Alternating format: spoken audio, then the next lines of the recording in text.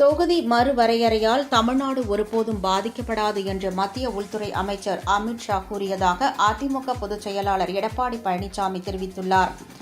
கோவை தெற்கு தொகுதி அதிமுக வேட்பாளர் அம்மன் கே அர்ஜுனனுக்கு ஆதரவாக அதிமுக பொதுச் செயலாளர் எடப்பாடி பழனிசாமி வாக்கு சேகரித்து இன்று பிரச்சாரம் மேற்கொண்டார். அப்போது பேசிய அவர் கருப்பு கொடி போராட்டம் என அறிவித்ததாகவும் வரும் வழியில் ஒரு கருப்பு கொடியை கூட பார்க்கவில்லை என்றார்.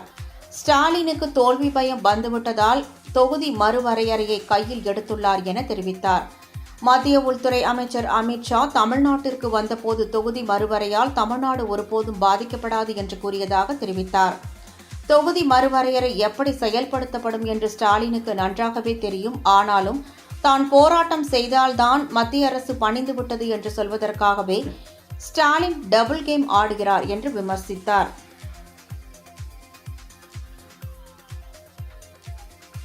என் பேர் ரித்திகா ஸ்ரீ. நான் ஸ்போர்ட்ஸ் அத்தாரிட்டி ஆஃப் இந்தியா மயிலாடுதுறையில் இருக்கேன். லாஸ்ட் வீக் நடந்த மகாராஷ்டிராவில் நாக்பூரில் நடந்த நேஷ்னல் லெவல் பாக்ஸிங்கில் நான் பிரான்ஸ் மெடல் வின் பண்ணேன். அதுக்கு SAI centre incharge sir Pachaiyappan சாரும் கோச் சஜேஷ் சாரும் நல்லா சப்போர்ட்டிவாக இருந்தாங்க. அவங்களுக்கு தேங்க்ஸ். அப்புறம் நெக்ஸ்ட்டு நான் அடுத்த இயர் நடக்கிறதுல கோல்டு மெடல் வின் பண்ணுவேன். என்னோடய எய்ம் ஒலிம்பிக்ஸில் மெடல் பண்ணி இந்தியாவுக்கு நல்லா பெருமை சேர்த்து என் கோச்சுக்கும் நல்லா பெருமை சேர்த்து